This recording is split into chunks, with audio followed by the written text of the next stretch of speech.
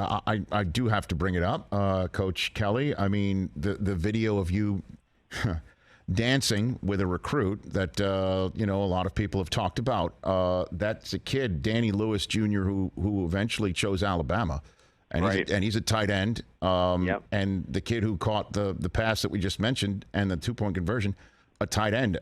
Would he have even been out there had the kid that was in that viral video with you stayed at LSU, Coach? Just goes to show how bad of a dancer I was. So, I mean, is that what it is? Okay. Obviously, he didn't like my dancing. So, but who would think a guy from the Midwest who's originally from Boston could be anything but a good dancer? That's true. No, I know. I mean, really. I mean, what was I thinking? No, I know. I know that, we're talking about kids making decisions, and I don't want to put you in a position, but I, honestly, that's what I thought of when that thing hit.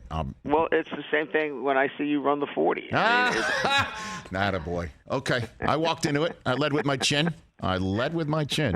No question about that. It is fun. I mean, look, recruiting is such now that, these kids ask you to do things. You're like, what are you going to say? No? I'm like, no, I don't want to be that guy, right? So it's fun, and you try to accommodate these guys, and then recruiting takes on, whatever at that day is part of it, whether it's a photo shoot where they want to do it, at the stadium or in front of a backdrop of cars. It's just so different today. So you just you kind of roll with it the best you can. Brian Kelly, LSU Tiger head football coach here on the Rich Eisen Show. And fascinatingly enough, I mean, as if the football gods can't wink at folks enough, with you having an opportunity with 2 losses to get into the Final Four, the college football playoffs.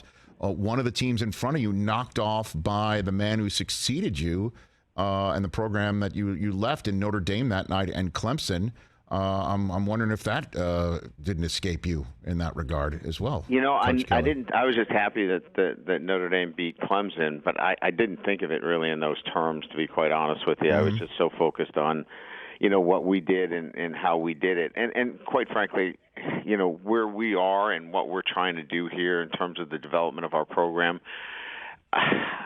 Thinking of playoffs just wasn't part of, the thought process. We were really just trying to, we were at 39 scholarships back in January. We're just trying to put a football team together that was competitive in the SEC. So our vision is really just in front of us, and thinking in those terms has really not been anything that we've even tried to even think about. Well, I mean, but you are on a path at this point to get in the SEC championship game and potentially, it looks like, take on Georgia and make a case, right? I mean, absolutely. Is there a table pound? I give you a table if you wish to pound it right now for your team in this regard? No doubt. I mean, look, there's so much football ahead of us, right? We've got 2 teams in the SEC that we have to play on the road, and we've got one home game left. But there's certainly a path there, but a lot of work, right? You got to beat another top. We've beaten 2 top 10 teams, but we've got to beat the number 1 team in the country if we're fortunate enough to even get there. So,